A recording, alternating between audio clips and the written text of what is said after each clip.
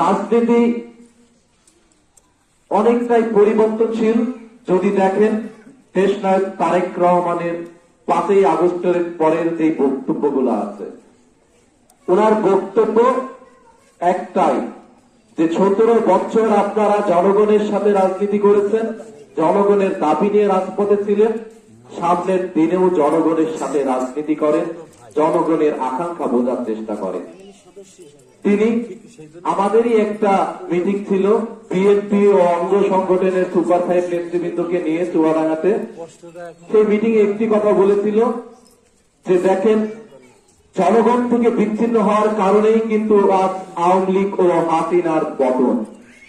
তো জনগণ থেকে যদি বিচ্ছিন্ন হন, আপনাদেরও সেই পরিস্থিতিতে দাঁড়াইতে হবে।